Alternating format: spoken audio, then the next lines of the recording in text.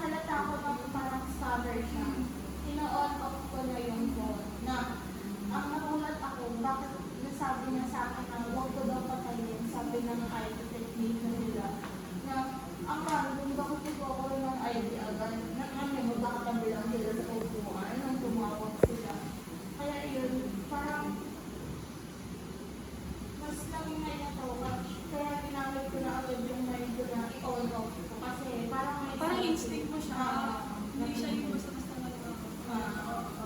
yes.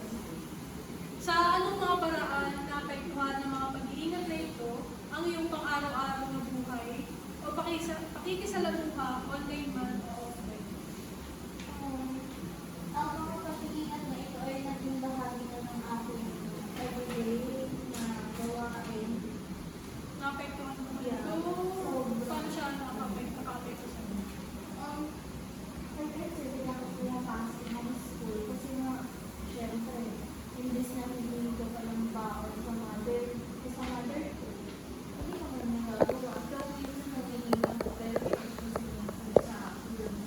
sa pangulang. Kaya, iba ko na lang din ito. Hindi ko pumapasok.